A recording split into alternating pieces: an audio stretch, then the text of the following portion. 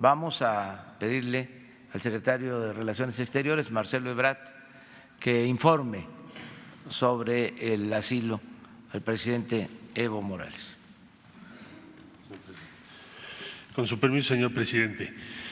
Bueno, como ya ustedes tienen la información, el día de ayer recibimos la comunicación por parte de Evo Morales de aceptar el ofrecimiento de asilo que México ofreció.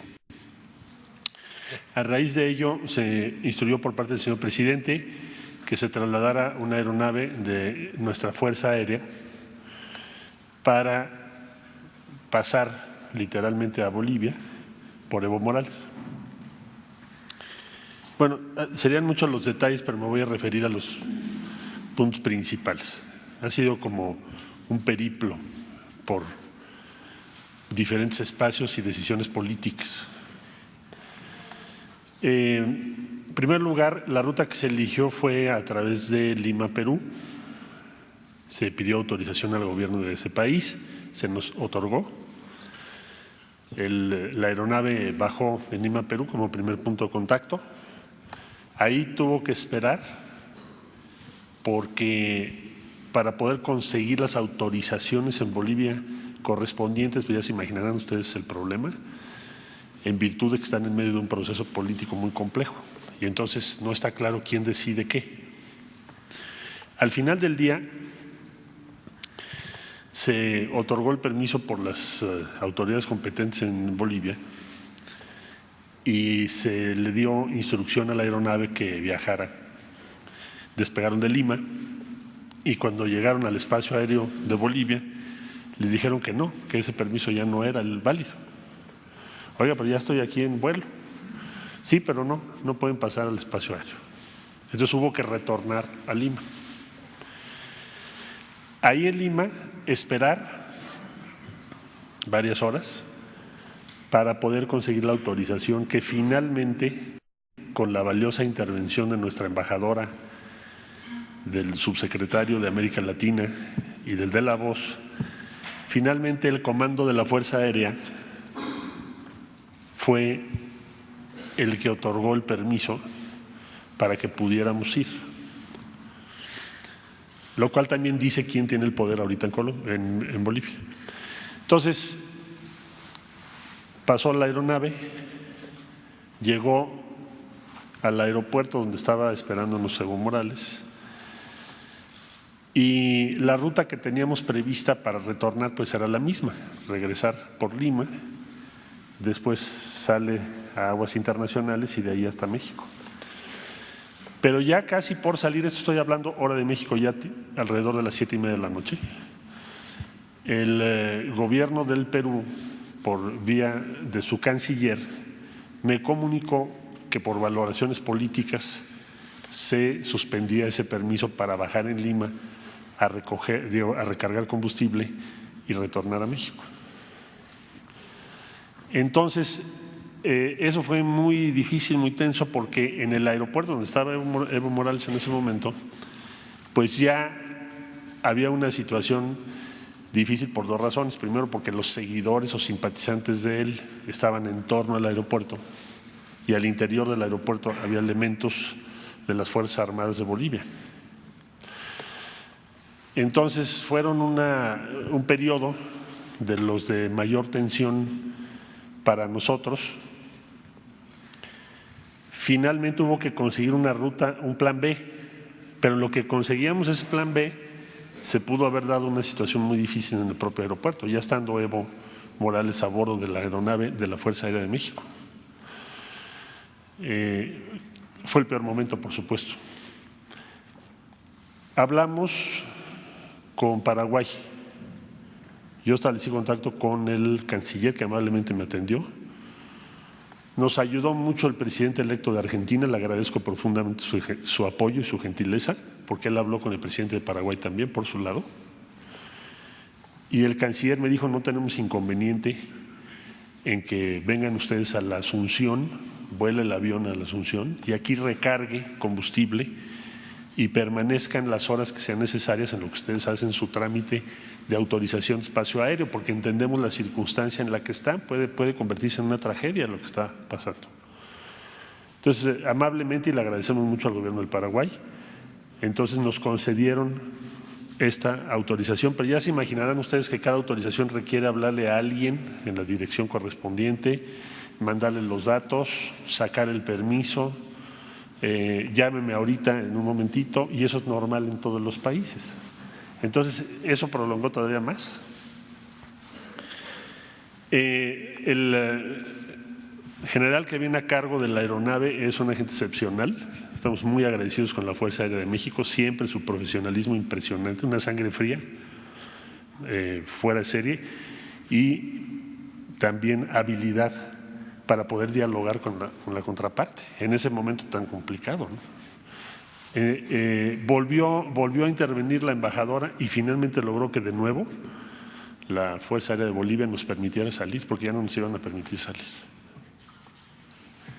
Ahora sí que por un milimétrico espacio se dio la salida. Ya saliendo de Bolivia, llegaron a Asunción, de ahí volver a hablar con Perú y decir, bueno, no vamos a bajar a recargar combustible, pero déjenos cruzar su espacio aéreo de regreso.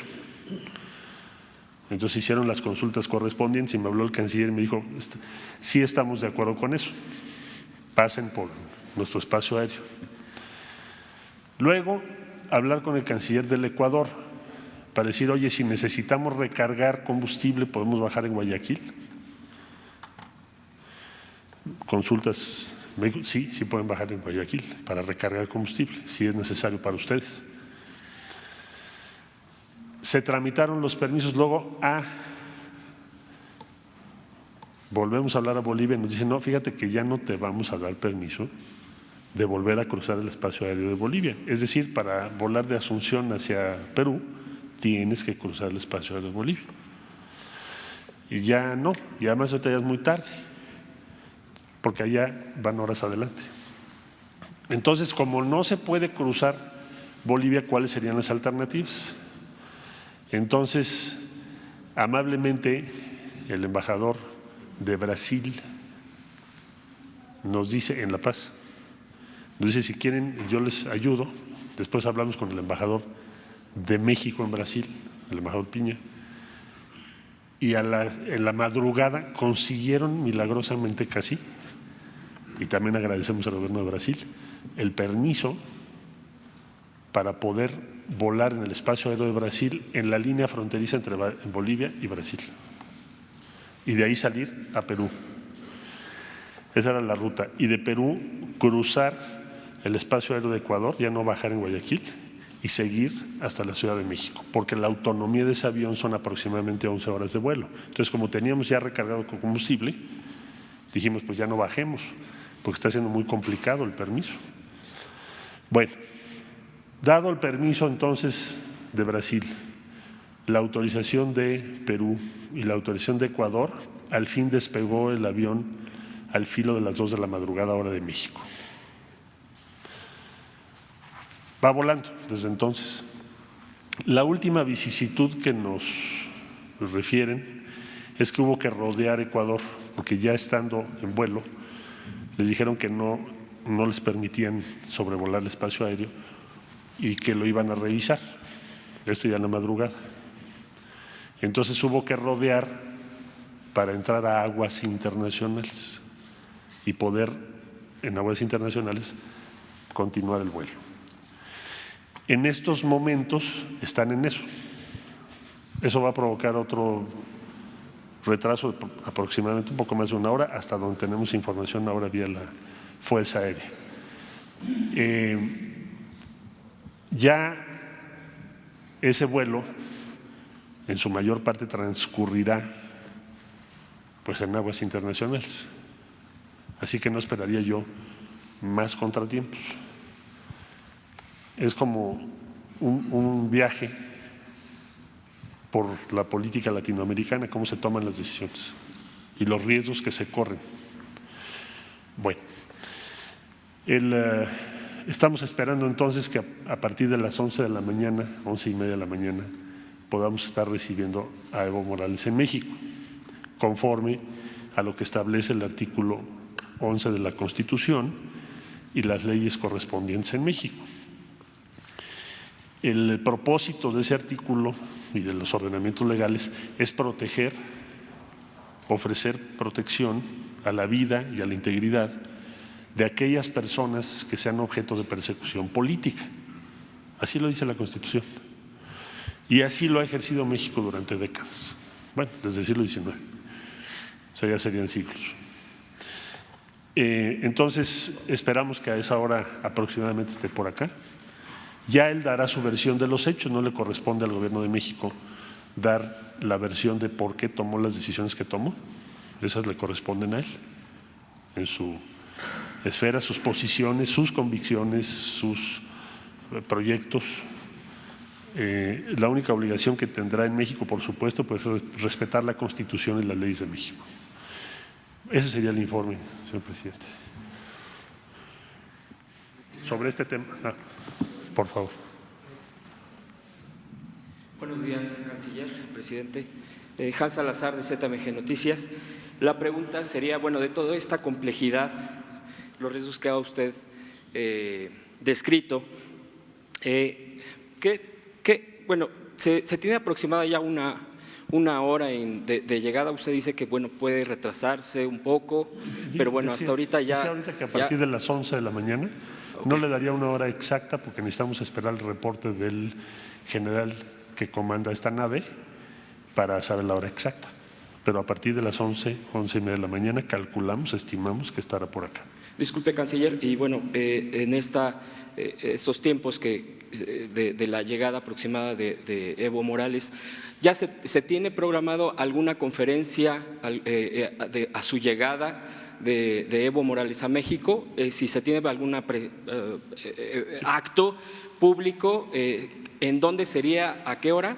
Y la residencia de Evo, ¿ya se tiene definida o se está revisando el tema? Gracias. Mira, voy a irlo por instrucciones del señor presidente a recoger, a recibirlo, y le tendré que consultar.